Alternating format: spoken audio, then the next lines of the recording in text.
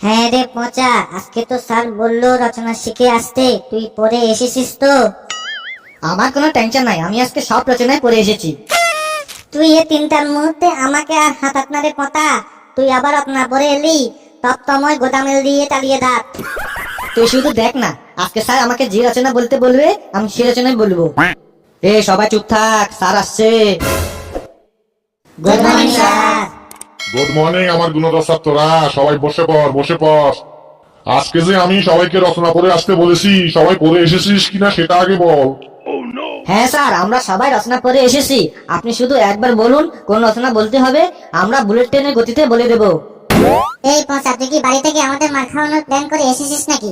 তুই রচনা বলছিস ভালো কথা, এখানে আমাদের টানছিস কেন? মরলে তুই একাই মর না।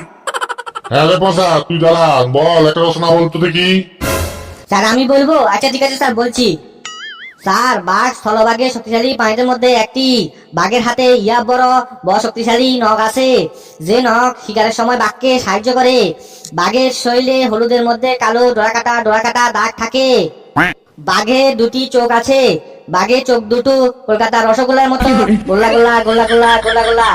বাঘ শিকারের সময় ঝোপের মধ্যে লুকিয়ে থাকে এবং শিকার যখন কাছে আসে তার কোদালের মতো দাঁতগুলি দিয়ে শিকারের উপর ছপাং করে ছাপিয়ে পড়ে। আচ্ছা, তাহলে হারামদাদা পচা আজকে বাঘের রচনায় মুখস্থ করে এসেছে। আমি যে রচনায় দিই না কেন, সে বাঘের রচনায় ঢুকিয়ে দেবে। তাহলে হারামদাদাকে আজকে জব্দ করতে হলে এমন একটা রচনা বলতে বলবো যেখানে সে বাঘকে না ঢুকাতে পারে। আত্মা, তুই তাহলে আজকে বাঘের রচনা পড়ে দিতি, আর কোন রচনা তুই পড়ে আসিসনি সেটা আমি জানি। এখন তার যদি অন্য রচনা বলে তাহলে তুই কি করবি?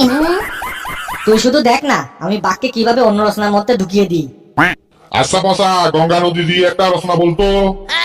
পচারে, তুই মনে হয় এবার ফেসে গেছিস রে। গঙ্গা নদীর রচনার ভিতরে কিভাবে তুই বাঘকে ঢুকাবি রে? তুই শুধু একবার দেখ না গঙ্গা নদীর রচনার ভিতরে কিভাবে আমি বাঘকে ঢুকিয়ে দিই। স্যার, গঙ্গা নদীকে ভারতের জাতীয় নদী বলা হয়। গঙ্গা নদী সরাসরি বঙ্গোপসাগরে গিয়ে মিশেছে। গঙ্গা নদী সুন্দরবন দিয়ে প্রবাহিত হয়, আর সুন্দরবনে বাস করে বাঘ। আর বাঘ স্থলভাগে শক্তিশালী প্রাণীদের মধ্যে একটি। বাঘের হাতে ইয়া বড় নখ রয়েছে, যে নখ বাঘকে শিকারের সময় সাহায্য করে। বাঘের শরীরে হলুদের মধ্যে কালো ডোরাকাটা দাগ আছে। বাঘের দুটি চোখ, চোখ দুটি রসগোল্লার মতো গোল্লা গোল্লা গোল্লা গোল্লা গোল্লা গোল্লা। বাঘ শিকারের সময় ঝোপের মধ্যে লুকিয়ে থাকে এবং যখন শিকার কাছে আসে তখন কোদালের মতো দাঁতগুলি দিয়ে শিকারের উপর ঝপাং করে ঝাঁপিয়ে পড়ে। স্যার, কেমন হলো আমার গঙ্গা নদীর রচনাটা? ওরে বাবারে বাবা, কি বজ্জাতের বজ্জা! সে গঙ্গা নদীর ভিতরেও বাঘকে ঢুকিয়ে দিল রে। এই বেটাকে তো কিভাবে জব্দ করা যায়। এবার দেখছি এমন একটা রচনা বলতে বলবো যাতে সেখানে বাঘকে আর ঢুকাতে না পারে। আচ্ছা পচা, বৃষ্টি দিয়ে একটা রচনা বলতো। পচা, তুই মনে হয় এবার গেছিস। বৃষ্টিতে কিভাবে বাঘকে ঢুকিয়ে দিবি? তুই শুধু একবার দেখ না, বৃষ্টিতে আমি বাঘকে ঠিকই ঢুকিয়ে দেবো। স্যার, পরিবেশের ভারসাম্য রক্ষা করার জন্য বৃষ্টি একটা গুরুত্বপূর্ণ ভূমিকা পালন করে। আমাদের এখানে যখন বৃষ্টি হয় তখন বৃষ্টির জলগুলো খালে গিয়ে মিলিত হয় এবং খালের জলগুলো গঙ্গা নদীতে গিয়ে পড়ে। এই গঙ্গা নদী যখন বঙ্গোপসাগরে যায় তখন সুন্দরবনের পাশ দিয়ে যায়। সুন্দরবনে বাস করে বাঘ, আর বাঘ স্থলভাগে শক্তিশালী প্রাণীদের মধ্যে একটি। বাঘের হাতে ইয়া বড় নখ রয়েছে, যে নখ বাঘকে শিকারের সময় সাহায্য করে। বাঘের শরীরে হলুদের মধ্যে কালো ডোরাকাটা দাগ থাকে। বাঘের দুটি চোখ, বাঘের চোখ দুটি কলকাতা রসগোল্লার মতো গোল্লা গোল্লা গোল্লা গোল্লা গোল্লা গোল্লা। বাঘ শিকারের সময় ঝোপের মধ্যে লুকিয়ে থাকে, বা শিকার যখন কাছে আসে তখন বাঘের কোদালের মতো দাগগুলি দিয়ে শিকারের উপর ঝপাং করে ঝাঁপিয়ে পড়ে। স্যার, কেমন হলো আমার বৃষ্টির রচনাটা? ভাই পচা, আমাকে তুই শিখাবি কিভাবে একটা রচনার ভিতরে আরেকটা রচনাকে ঢুকিয়ে দিস? ভাই শিখে না রে আমারে। শিখাবো। তুই আগে আমাকে স্কুলের ক্যান্টিন থেকে সিঙ্গারা খাওয়াতে হবে, বল, তাহলে শিখাবো আমি। এ বদমাইশটাকে তো কোনোভাবে আমি জব্দ করতে পারছি না। সেই সব রচনাকে বাঘ দিয়ে গিলে খাচ্ছে। এবার ইতিহাস থেকে এমন একটা রচনা বলতে বলবো যেখানে একটি বাঘকে না ঢুকাতে পারে। স্যার, কিছু কি বললেন স্যার? না না, কিছু বলিনি। এবার পচা বলতো, ভাস্কো ডা গামা নিয়ে একটা রচনা বলতো। পচারে, এবার তুই দেখ, এবার বাক্য জাগা মাতে কিভাবে বাঘকে ঢুকাবি। হ্যাঁ লিসু, এ পচার ডিকশনারিতে লেখা আছে নেভার গিভ আপ। আমি দেখ কিভাবে ভাস্কো ডা গামাতে বাক্যে ঢুকিয়ে দিই। স্যার, ভাস্কো ডা গামা সাগর পথে ভারতে এসেছিল। এ সাগরের মধ্যে একটি সাগর হচ্ছে বঙ্গোপসাগর।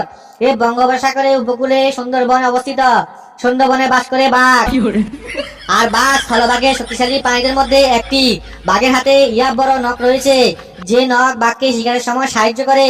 বাঘের শরীরে হলুদের মধ্যে কালো ডোরাকাটা দাগ আছে। বাঘের দুটি চোখ, বাঘের চোখ দুটি কলকাতা রসগোল্লার মতো গোলা গোলা গোলা গোলা গোলা গোলা।